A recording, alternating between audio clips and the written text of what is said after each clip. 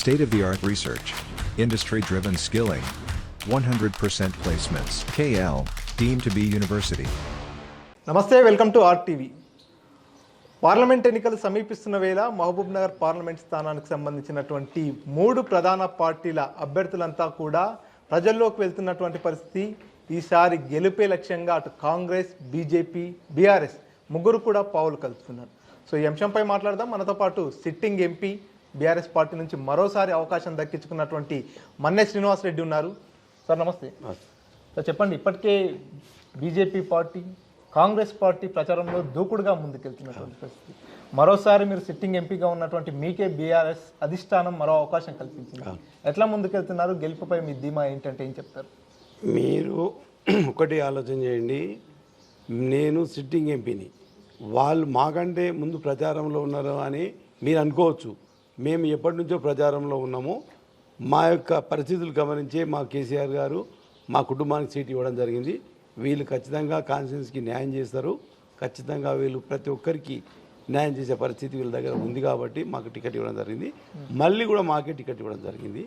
మేము ప్రచారంలో ఇప్పుడు ప్రతి కాన్స్టిట్యూన్సీలో ప్రతి ఒక్క ఏ గ్రామానికైనా ఏ కార్యక్రమానికైనా మేము వెళ్తున్నాం. వాళ్ళు ఇప్పటిదాకా ఓట్లు వచ్చినప్పుడే, అప్పుడు ఏదైతే ఓడిపోయినరో అప్పుడే కనిపించిండ్రు, మళ్ళీ ఇప్పుడు ఓట్లు వచ్చినా ఇప్పుడే కనిపించారు. ఆ మధ్యలో ప్రజలకు ఎలాంటి విషయాల్లో పాల్గొన్నది లేదు, చేసింది లేదు. నేను ఎప్పుడు కంటిన్యూగా ఉన్నా. ఏ ఎమ్మెల్యే ఎప్పుడు పిలిచినా కానీ మేము కాన్స్టిట్యూన్సీలో రెడీ ఉన్నాం. ఈ విషయాలు చాలా తప్పు విషయాలు, ముందు వెనుక అని కాదు. మేము ఖచ్చితంగా ఎందుకంటే కేసీఆర్ గారు ఏదైతే అభివృద్ధి కార్యక్రమాలు ప్రతి ఒక్క విషయాల లోపల ఎంత ఆలోచించి చేసిండో ఈరోజు తెలంగాణ ప్రజలు ఈరోజు అభివృద్ధి చెంది అన్ని విధాలుగా సుఖ సంతోషాలతో గడిపిన ఈ 10 సంవత్సరాలు ఎన్నో కార్యక్రమాలు, ఈరోజు మర్చిపోయిన కార్యక్రమాలు కూడా ఈ తెలంగాణ సంస్కృతిలో ఉన్న ఈరోజు బోనాల పండుగ కానీ, పీర్ల పండుగ కానీ, మిగతా బతుకమ్మ పండుగలని ప్రతి ఒక్క విషయంలో ఈరోజు చిన్న చిన్న తప్పులు ఉంటే ఉండొచ్చు, కానీ ఈ పండుగలు పూర్వ కనుమరుగైన పరిస్థితి లోపల కూడా ఈరోజు కేసీఆర్ వచ్చిన తర్వాత వీటన్నింటి తీసి ఈరోజు ప్రజల లోపల కేసీఆర్ గారే ఉండాలి మళ్ళీ ముఖ్యమంత్రి అనే దానిపైన ప్రజలు అనుకున్నారు. కానీ చిన్న చిన్న పొరపాట్ల వలన, వ్యక్తిగతంగా కొన్ని కోపాల వలన ఈరోజు ఈ పరిస్థితి వచ్చింది. కానీ ఖచ్చితంగా దేశంలో ఏ రాష్ట్రంలో లేని అభివృద్ధి మన తెలంగాణలో జరిగింది. ఈరోజు ప్రాజెక్టుల విషయం చూడండి, ఉండొచ్చు, ఈరోజు చిన్న చిన్న మిస్టేక్ జరగవచ్చు, చేయొచ్చు, అది వేరే విషయం. కానీ ఈరోజు ఇంతవరకు ఏ లిఫ్ట్ ఇరిగేషన్లో ప్రాజెక్టు తీసుకొచ్చి ఈరోజు అక్కడ గోదావరి కానీ నార్త్లో, సౌత్లో కృష్ణానది నీళ్ళు తీసుకొచ్చి ఈరోజు మనకు మిషన్ భగీరథ ద్వారా నీళ్ళు అందించి వ్యవసాయానికి అందించి ఈరోజు పుష్కలమైన కరెంటు. కానీ వాస్తవమా కాదా ఈరోజు ఒకసారి ఆలోచన చేయాలి. ఇప్పటికే కాంగ్రెస్, బీజేపీ రెండు కూడా బహిరంగ సభలు కావచ్చు, అనేక కార్యక్రమాల రూపంలో ప్రజల్లోకి వెళ్తున్నారు. వారికి సంబంధించిన ప్రచార వాహనాలు కూడా గ్రామాల్లో, పట్టణాల్లో తిరుగుతున్నాయి. కానీ బీఆర్ఎస్ పార్టీకి సంబంధించి మన్నె శ్రీనివాసరెడ్డి పేరు ప్రకటించినప్పటికీ కూడా అతని ప్రచారం ఇంకా మొదలవ్వలేదు. ఎందుకంటే అతను ఈసారి పోటీ చేయడానికి ఇంట్రెస్ట్ చూపించట్లేదు అనేటటువంటి ప్రచారం కూడా కొనసాగుతుంది. చాలా తప్పు ఆ విషయము, 100% తప్పు. నేను సిట్టింగ్ ఎంపీని, ప్రతిరోజు ప్రజల్లో ఉంటున్నా. నేను ఇంకా టైం ఉంది, 2 నెలల ముందు నుంచి మనకు అవసరం లేదు, మనకు 1 నెలలు సరిపోతుంది అనే ప్లానింగ్లో మేము ఇప్పటి నుంచి 2-3 డేస్లో మేము స్టార్ట్ చేస్తున్నాము. ఖచ్చితంగా మేము నిలబడుతున్నాము. ఖచ్చితంగా 100% గెలుస్తాం మేము. ఎందుకంటే కేసీఆర్ గారు చేసిన అభివృద్ధి ఫలాలు, ఇంకోటి ఇండివిజువల్గా కూడా మా కంపెనీ ఉంది, కంపెనీకి ఎంతమంది ఎంప్లాయ్మెంట్ ఇస్తున్నాం అనేది ఇంపార్టెంట్.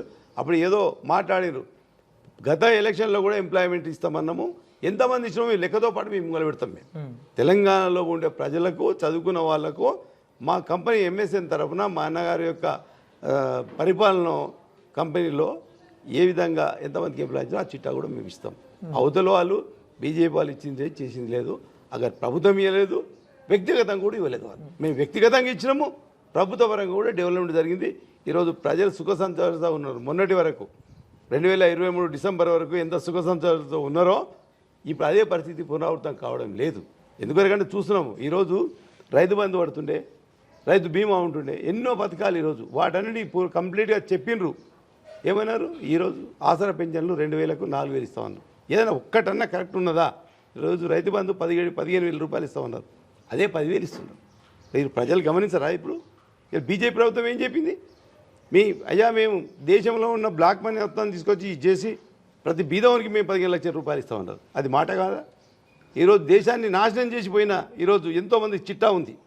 ఈరోజు స్పెషల్గా గుజరాత్ వాళ్ళే ఉన్నారు, మ్యాక్సిమం ఎక్కువ మంది.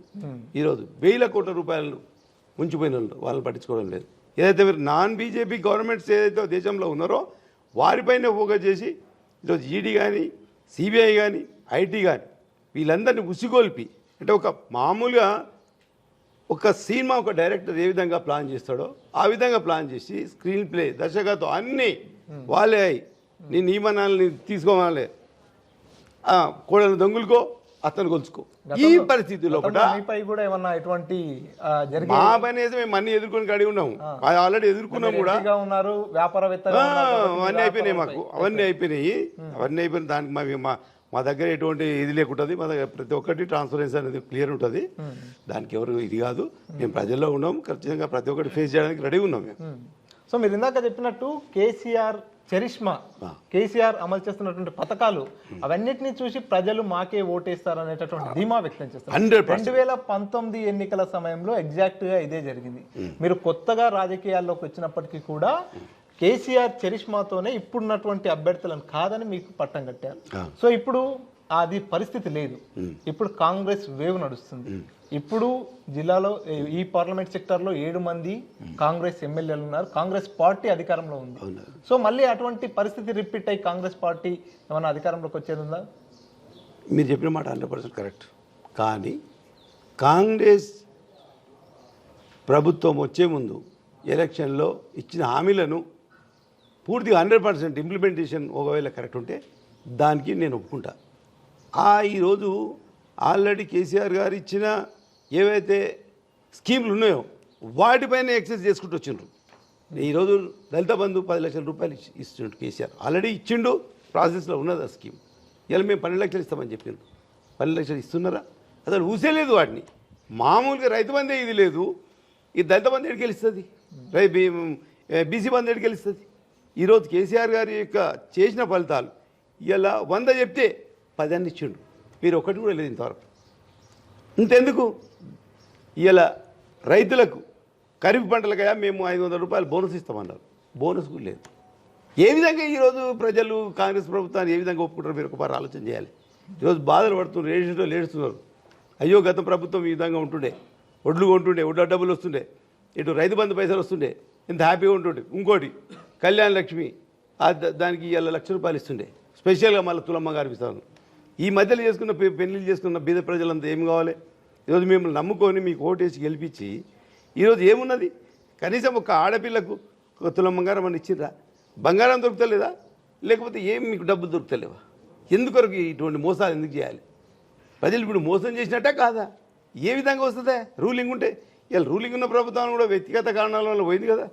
సేమ్ ఇప్పుడు ఏదైతే పార్లమెంట్ ఎలక్షన్లో ఖచ్చితంగా మళ్ళీ బీఆర్ఎస్ ఖచ్చితంగా పుంజుకుంటుంది. మేము మ్యాక్సిమం సీట్లు గెలుస్తామని చెప్తున్నాం. ఒకవైపు పాలమూరు జిల్లా అనేది రేవంత్ రెడ్డి సొంత జిల్లా. సో ఎక్కువ మంది ఎమ్మెల్యేలు ఉన్నారు, సొంత జిల్లా అనేటటువంటి ఎఫెక్ట్తో కాంగ్రెస్ పార్టీ గెలుస్తుందనే ధీమా వాళ్ళ లోపల ఉంటే, బీజేపీ పార్టీ నుంచి మా బీజేపీ జాతీయ ఉపాధ్యక్షురాలు హోదాలో డీకేఆర్ను ఉన్నటువంటి పరిస్థితి, ఇద్దరు హేమాహేమీలు ఉన్నటువంటి పరిస్థితి. ఇద్దరు హేమాహేమీలను ఎట్లా ఎదుర్కొంటారు? హేమాహేమీలు అనే దాంట్లో దేంట్లో హేమాహేమీలు? వాళ్ళు ఏంది స్థానికంగా హేమాహేమీలా, లేకపోతే ఒక ఎంప్లాయ్మెంట్ క్రియేట్ చేయడం లోపల హేమాహేమీలా, లేకపోతే గత ప్రభుత్వంలో చేసిన కంటే మేము గొప్పగా చేసినామని హేమాహేమీలా? ఈరోజు మహబూబ్నగర్ జిల్లాకు వాళ్ళు చేసిన ప్రత్యేకత ఏందో చూపించాలి. కేసీఆర్ గారు ఏం చేసిండు, ఇలా అవతల బీజేపీ ప్రభుత్వం ఏం చేసింది, కాంగ్రెస్ ప్రభుత్వం ఏం చేసింది ప్రజలు గమనిస్తున్నారు. ఈరోజు కేసీఆర్ ప్రభుత్వంలో హ్యాపీగా ఉన్నారు. ఈరోజు ఎక్కడ చూసినా ఈరోజు నిత్య కళ్యాణము పచ్చ తోరణం అన్నట్లు, ఎక్కడ చూసినా పండుగలు, ఎక్కడ చూసినా ప్రతి ఒక్కటి, ఒక్క కార్యక్రమం కాదు, పెళ్లి ఒకటే కాదు, ఈరోజు ఎన్ని పుట్టుపంచల కార్యక్రమాలు కానీ, ఈరోజు ఊర్లల్లో బుడ్రాయి పండుగలు కానీ, గుళ్ళు కట్టించుకోవడం కానీ, ఈరోజు కేసీఆర్ వచ్చిన తర్వాత పల్లెలు పట్టణాలుగా మారిపోయినాయి. ఇది మన కళ్ళకు కనిపిస్తలేదా? ఏం చేసింది? ఏ ఒక్క రాష్ట్రం తీసుకురండి. ఈరోజు కాంగ్రెస్ కానీ ఇవాళ బీజేపీ కానీ ఒక్క రాష్ట్రం తీసుకురండి, మన తెలంగాణతో పోతామనండి. తెలంగాణ యొక్క ఇవాళ తలసరి ఆదాయం ఎంత ఉందో వాళ్ళ మిగతా రాష్ట్రాలు ఏదైతే బీజేపీ ప్రభుత్వాలు కానీ కాంగ్రెస్ ఉండే ప్రభుత్వాలు కానీ వాళ్ళ పరిస్థితి ఏ విధంగా? ఈరోజు నీళ్లు లేక తనలాడి ఇబ్బందులు పడి, తిండి లేక ఇబ్బంది పడుతున్నారు వాళ్ళు. ఈరోజు మన తెలంగాణ ప్రభుత్వం ఆ విధంగా కాదు. కేసీఆర్ గారి యొక్క పరిపాలన విధానం వలన ఈరోజు 50-60 వేల లక్షల మెట్రిక్ టన్నులు ఉన్న పరిస్థితి తెలంగాణ వచ్చిన తర్వాత 3 లక్షలు ఇవ్వగలిగింది. ఇలా తెలంగాణకే కాదు దేశానికే అన్నం పెట్టే పరిస్థితికి తెలంగాణ ప్రభుత్వం వచ్చింది. అది కేవలం కేసీఆర్ గారి యొక్క ఆలోచన విధానం. ఎప్పుడు చూసినా 24 గంటలు కేసీఆర్ గారికి బీద ప్రజలు వ్యవసాయం ఇదే ఆలోచన. మీకు ఒక్క ఆలోచన కూడా లేదు, ఇవాళ ఒక్క మాట కూడా లేదు. కేవలం కేసీఆర్ని తిట్టడము, కేసీఆర్ ఫ్యామిలీని తిట్టడం తప్ప మీకు వేరే ఆలోచనే లేదు. దీన్ని చెప్పుకుంటూనే మీరు పబ్బం కడుపుకుంటున్నారు. ప్రజలకు ఏం చేస్తున్నామని చెప్తలేరు ఇవాళ. ఎంపీ గారు, మీరు ఎంపీగా గెలిచిన తర్వాత 5 ఏళ్ళు మీరు ఎంపీగా కొనసాగారు. ఈ 5 ఏళ్ల కాలంలో ఈ మహబూబ్నగర్ పార్లమెంట్ నియోజకవర్గానికి ఏం డెవలప్మెంట్ పనులు తీసుకొచ్చారు, ఎటువంటి కార్యక్రమాలు చేపట్టారు ఇక్కడ అంటే ఏం చెప్తారు? ఈరోజు ప్రత్యేకించి కేంద్ర ప్రభుత్వము యొక్క దురహంకారం వలన తెలంగాణను ఏ విధంగా కూడా అటు ఎంపీలను పట్టించుకోలేదు, ప్రభుత్వాన్ని పట్టించుకోలేదు. అదంతా జగమిన సత్యం. ఒక్క విషయం చెప్తున్నా, దేశవ్యాప్తంగా ప్రతి జిల్లాకు ఒక మెడికల్ కాలేజ్, ఒక హాస్పిటల్ ఇవ్వడం అనేది ప్రకటించింది కేంద్ర ప్రభుత్వం. వాటన్నిటిలో మన తెలంగాణ ప్రభుత్వానికి ఏమి ఇచ్చిందో ఒకసారి మీరు ఆలోచన చేసుకొని ఒక్క కాలేజ్ కూడా, ఒక్క మెడికల్ కాలేజ్ కూడా ఇవ్వడం లేదు. కేసీఆర్ గారు ఈరోజు దాదాపు 29 మెడికల్ కాలేజీలు, హాస్పిటల్ కట్టించడం జరిగింది. ఈరోజు రాష్ట్రంలో ఎక్కడ చూసినా ఈరోజు కొత్త కలెక్టరేట్ బిల్డింగ్స్, కొత్త పోలీస్ స్టేషన్స్, అన్ని రకాల ఈరోజు ఎంత అభివృద్ధి చేసిండు అదొకసారి ఆలోచన చేసుకోవాలి. ఈరోజు మేము ఏదైతే సైనిక్ స్కూల్ కూడా ఏదైతే నారంపేటలో ఎస్టాబ్లిష్మెంట్ కొరకు ఆల్రెడీ ప్రపోజల్స్ పంపించారు. అక్కడ ఆ ప్రపోజల్స్ పంపించిన పరిస్థితుల్లో ఎందుకు పంపించారంటే ఏదైతే దేశంలో సైనిక్ స్కూల్ కేంద్ర ప్రభుత్వం యొక్క ఎస్టాబ్లిష్మెంట్ ఉండాలని చెప్పి కర్ణాటక కానీ ఇటు తెలంగాణ మధ్యలో ఈరోజు నారంపేట కాన్స్టిట్యూన్సీ ఉంది కాబట్టి అక్కడ ఖచ్చితంగా నిర్మించాలని చెప్పి అంటే దాన్ని వాంటెడ్లీ ఈరోజు బీజేపీ ఏదైతే ప్రభుత్వం ఉన్నదో దాన్ని అక్కడి నుంచి క్యాన్సిల్ చేసి వేరే దిక్కు ట్రాన్స్ఫర్ చేయడం జరిగింది. మళ్ళీ ఈరోజు రాజ్నాథ్ సింగ్ లెటర్ పెట్టి మళ్ళీ ఇది ప్రాసెస్లో పెట్టినది. నేను ఒక ఎంపీగా ఉండి వాటన్ని అదేవిధంగా ఈరోజు రోడ్ల విషయంలో కానీ, రైల్వేస్ విషయంలో కానీ ఈరోజు దాదాపు నేషనల్ హైవే ఏదైతే NH-44 ఉన్నదో దానిపైన దాదాపు కనీసం ఒక 7-10 ఓవర్ బ్రిడ్జెస్ కానీ, అండర్ పాస్ బ్రిడ్జెస్ కానీ కట్టివ్వడం జరిగింది. అదేవిధంగా డబ్లింగ్ కానీ ఏదైతే రైల్వేస్ ఉన్నదో దాన్ని డబ్లింగ్ చేయడము, వాటిలో కూడా బ్రిడ్జ్లు ఓపెన్ బ్రిడ్జ్, అండర్ బ్రిడ్జెస్ కానీ ఇవన్నీ చేయడం జరిగింది. ఈ విధంగా అభివృద్ధి చేయడం జరిగింది. చాలా వరకు మేము కాన్షియస్కి పలికిస్తున్నాం. మరోసారి మీకు అవకాశం కల్పించి మీరు ఎంపీగా ఉన్నప్పుడు చేసినటువంటి డెవలప్మెంట్లకు పనులు కావచ్చు, ప్రజలకు అందుబాటులో ఉండడం కావచ్చు, వాటన్నిటినీ ప్రజలు గ్రహించి మీకు మళ్ళీ అవకాశం కల్పిస్తే ఇంకా ఎటువంటి కార్యక్రమాలు చేపడతారు? ఎందుకంటే ఇప్పుడు రాష్ట్రంలో మీకు గవర్నమెంట్ లేదు, కేంద్రంలో కూడా బీజేపీ లేదా కాంగ్రెస్ గవర్నమెంటే ఉండే పరిస్థితి ఉంటుంది. ఒక్క విషయం చెప్తున్నాను నేను, ఈరోజు కేంద్రంలో బీజేపీ ప్రభుత్వం ఉన్నది. గతంలో రేపు ఏ ప్రభుత్వం వస్తుందని మనం చెప్పలేం. ఈరోజు తెలంగాణ గురించి ఏ ఒక్క బీజేపీ ఎంపీ కానీ, ఏ ఒక్క కాంగ్రెస్ ఎంపీ కానీ మాట్లాడిన దాఖలాలు ఉంటే మీరు రికార్డు తీసుకోండి. ఒకవేళ మాట్లాడు రేపు తెలంగాణకు అభివృద్ధి కార్యక్రమాలు కానీ, తెలంగాణ అన్ని విధాలు డెవలప్మెంట్ చేయడానికి కానీ ఖచ్చితంగా కేంద్రంలో మాట్లాడడానికి బీఆర్ఎస్ ఎంపీలు ఖచ్చితంగా అవసరం. సో ఇప్పటికే పాలమూరు జిల్లాకు సంబంధించి సాగునీటి ఎద్దడి అనేది మొదలైపోయింది. దీనికి ప్రధాన కారణం ఏంటంటే పాలమూరు రంగారెడ్డి ప్రాజెక్టును పూర్తి స్థాయిలో పూర్తి చేయకపోవడం వల్లనే ఇప్పటికీ రైతులంతా కూడా ఇబ్బంది పడే పరిస్థితి దాపరించింది. దానిపై బీఆర్ఎస్ చిత్తశుద్ధితో పని చేయలేదనేటటువంటి విమర్శలు వినిపిస్తున్నాయి. ఇప్పుడు ఏదైతే పాలమూరు రంగారెడ్డి ప్రాజెక్ట్స్ కానీ, అటు కాళేశ్వరం కానీ ఏదైతే ప్రాజెక్ట్స్ జరిగినాయో, పాలమూరు రంగారెడ్డి ప్రాజెక్టుకు ఎన్ని అవాంతరాలు సృష్టించారో ఇలా కాంగ్రెస్ కానీ బీజేపీ కానీ ఒక పని మనం ఆలోచన చేయాలి. దాని విషయాన్ని ఈ పాటికి ఎప్పుడో కంప్లీట్ అయిపోయేది. ఆల్రెడీ ఇప్పటికీ 90% కంప్లీట్ అయింది. మొన్ననే కేసీఆర్ గారు కూడా దాన్ని స్టార్ట్ చేయడం జరిగింది. నెక్స్ట్ ఇప్పుడు వచ్చినట్టే కూడా అన్ని విధాలా 100% అయిపోతుండే. ఈరోజు మీరు దాన్ని ఏమాత్రం దాన్ని ఫోకస్ చేయడం లేదు. కేవలము గడిచిపోయిన ప్రభుత్వాన్ని కేసీఆర్ గారిని తిట్టడం తప్ప ఈరోజు ప్రజలపైన కానీ తెలంగాణ పైన కానీ ఎటువంటి మమకారం లేదు. ఫైనల్గా చెప్పండి, 2019లో మీకు ప్రత్యర్థిగా ఉన్నటువంటి వ్యక్తులే మళ్ళీ ఇప్పుడు మీకు పోటీలో ఉన్నటువంటి పరిస్థితి కాబట్టి మీకు గెలుపుపై ఎంత ధీమా ఉంది అంటే ఏం చెప్తారు? ఇప్పుడు గతంలో ఉన్న వాళ్ళే మాకు పోటీలో ఉన్నారు. ఒక్కపారి ప్రజలందరూ ఆలోచన చేస్తున్నారు. ఈరోజు నేను ప్రాంతీయంగా నేను ఇక్కడనే లోకల్గా ఇక్కడనే మాకు మహబూబ్నగర్లో పుట్టిన వాడిని. నేను వాళ్ళు మహబూబ్నగర్ లోకల్ వాళ్ళు కారు, వాళ్ళు ఇతర తాలూకాల నుంచి వచ్చిన వాళ్ళు, ప్రత్యేకంగా పార్లమెంటరీ కాన్స్టిట్యూన్సీలో ఉండే నేను ప్రాంతీయ పార్టీ లోకల్గా ఉండే వ్యక్తిని నేను. అదేవిధంగా ఈరోజు ఎంతోమందికి ఉపాధి ఇస్తున్నాం మేము, డైరెక్ట్ కానీ ఇండైరెక్ట్గా కానీ. ఆ విధంగా ఖచ్చితంగా కేసీఆర్ గారి యొక్క ఏదైతే డెవలప్మెంట్ యాక్టివిటీస్ ఉన్నాయో ఈరోజు ప్రజలు అనుభవిస్తున్నారు, వాటిని అనుభవిస్తున్నారు. ఇప్పుడు వచ్చిన ప్రభుత్వం కానీ రేపు బీజేపీ వచ్చిన ప్రభుత్వం కానీ చేసేదని ఎలాంటి ఆశలు పెట్టుకోలేదు జనాలు. ఇప్పటికే చేంజెస్ వచ్చింది. ఖచ్చితంగా మళ్ళీ బీఆర్ఎస్ ఎంపీలను ఖచ్చితంగా తెలంగాణ వ్యాప్తంగా గెలిపిస్తారు. ఖచ్చితంగా మేము తెలంగాణ గురించి పార్లమెంట్లో మాట్లాడతాము. తెలంగాణకు బీఆర్ఎస్ ఎంపీలే ఖచ్చితంగా అభివృద్ధి చేయడానికి పాత్ర వహిస్తారని తెలుపుతున్నాం. Right, thank you sir.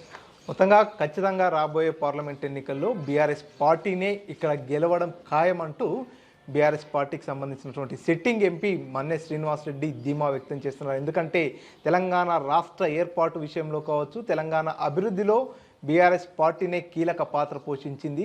రేపు తెలంగాణలో ఎటువంటి డెవలప్మెంట్ పని కావాలన్నా కూడా బీఆర్ఎస్ ఎంపీలు ఉంటేనే పార్లమెంట్లో తమ గొంతుక వినిపించే అవకాశం ఉంటుంది. కాబట్టి ప్రజలంతా ఆ విషయాన్ని గ్రహించారు. ఖచ్చితంగా ఈసారి బరిలో ఉంటా, గెలిచి తీరుతా అనేటటువంటి ధీమాను మన్నె శ్రీనివాసరెడ్డి వ్యక్తం చేస్తున్నారు. కెమెరా పర్సన్ నర్సింగ్ రెడ్డితో మణికంఠ, RTV, మహబూబ్ నగర్. మరిన్ని వీడియోస్ కోసం ఛానల్ ని సబ్స్క్రైబ్ చేయండి. లేటెస్ట్ అప్డేట్స్ కోసం వాట్సాప్ ఛానల్ ని ఫాలో చేయండి. అండ్ లింక్ డిస్క్రిప్షన్ లో ఉంది.